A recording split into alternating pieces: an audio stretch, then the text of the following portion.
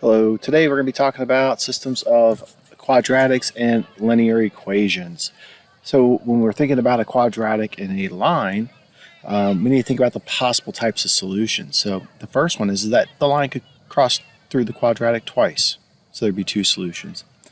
Another possibility is it could only hit once, and that would be one solution.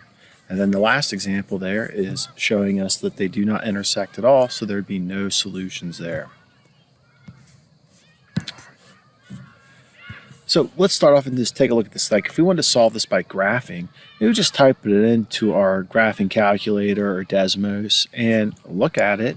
And if you're using a TI-84, you could hit like second calc, then select intersect, and then go through it that way. Desmos, I think, actually puts a point there for you. So if we type in our calculator, we would see something look like this. So we could see that they had two solutions, one at 1, 0, and one at -3, 4. So this is great for things that are based around the origin, but if these graphs are often, who knows where, they can be really hard to find on a graphing calculator. So solving them algebraically is by far a better option. So here this one's just asking for the number of solutions. So really we could just type it into our calculator again and just see what it looks like. So what would you say for that? Good, no solution. So let's get into some of the algebra here. So if we wanted to solve them algebraically, we could use elimination. So one way we could do elimination is by setting the two equations right over top of each other and saying, well, if I want to make the y's cancel out, I'm going to subtract them. It's not working. I'm going to subtract them. So we got y minus y is 0 equals x squared minus nothing is x squared. And then negative 11x minus negative 12x is positive 1x. Then we have negative 36 minus 36 would be negative 72. So here we would try to factor it and see what kind of x values we get. Or we might have to use quadratic formula, or if it doesn't factor. But I think this one's going to factor pretty easily. So we're looking for two numbers that multiply together to give us negative 72, but add up to be positive 1. And that would be a positive 9 and a negative 8. So that's telling us that x could be negative 9 because that's what makes that one 0, and x could be positive 8 because that's what makes that one 0. So we still need to find the y values. So I'm going to take my negative 9 and plug that back in to either equation. I'm going to go with the linear one, just to make it a little bit easier. So we'd have what? Y equals negative 12 times negative 9 plus 36. So now we can go through and work this guy out. So negative 12 times 9 would be what? 108 plus 36. So notice this one is way far away from the origin. So that would be y equals 144, right? So that means we have an intersection at negative 9 and 144. So now we still have to go through and plug in the 8 and find out what we got. So I'm going to use the same one. I'm going to use the linear again. So I'm going to scroll down a little bit here and plug that guy in. So y equals negative 12 times 8 plus 36. So I'm going to plug that in. And well, negative 12 times 8 would give us what? Negative 96 plus 36. So that would give us what? So we add up negative 96 plus 36 and we get negative 60.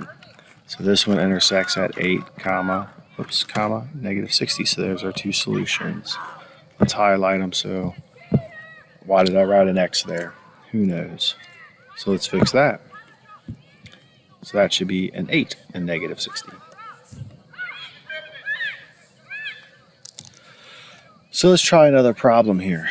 So again, we can do elimination with this one by subtracting them. And we can cancel out the y's there. So y minus y is 0. X squared minus nothing would just be an x squared. So we got 0 equals x squared. Now I got 4x minus 3x is 1x. And I got negative 1 minus 1 would be a negative 2. So again, I want to try to factor this if I can. So two numbers that multiply together would give me negative 2, but add to be positive 1, be a positive 2, and a negative 1. So the two values that make this 0 would be x equals -2 and x equals +1. So now we can get back through. This one's going to be a little bit more straightforward because I think we can plug this in our head. So we plug -2 in here. We got 3 times -2 is -6 plus 1 would be a -5. So there's our first solution. And then next one, let's plug in a 1. So 3 times 1 is 3 plus 1 is 4. And there's our second solution. So we've got our two intersecting points right here. All right, so let's take a look at one with some substitution here. So what we could do here is take this, if we wanted, and plug this in for y, since that's what it equals. So that's what I'm going to do. So I'm going to substitute it in. So I've got x squared minus 6x plus 9 plus x equals 5. So now we combine our like terms. X squared minus 5x plus 9 equals 5. Now I'm going to go and get that 5 to the other side. So I get x squared minus 5x plus 4. So are there two numbers that multiply together to give us 4, but add up to be -5? Yes, it would be what? -1 and -4. So the two values that make this 0 would be +1 and a +4. So now we can plug that back in to the equation, pick whatever one we want. I'm going to go with the second one. So I'm going to plug in 4 for that. So I'm going to go and subtract x from both sides too, just to make it a little bit easier. So I got y equals 5 minus x. So I'm going to plug in 4 to that. 5 minus 4 is 1. So 4 comma 1. And then by plugging in 1, 5 minus 1 is 4. And there would be our two solutions. All right, so here's another example where we could use substitution. We can plug this in for y into the first equation. So we're going to have x squared plus 11x minus 12 minus 30 equals 12x. So I'm going to combine my like terms. It's like a broken record here, plus 11x. So -12 minus 30 would be -42 equals 12x. So now I'm going to subtract 12x from both sides. And I get x squared minus x minus 42 equals 0. So two numbers that multiply together to give us -42 and add up to be -1 would be what, -7 and +6. So now that we have that factored, what we can do here is say, well, what makes a 0? Well, 7 and -6, right? So now I'm going to go ahead and solve this top one for y by adding 30 to both sides. So I would have y equals 12x plus 30.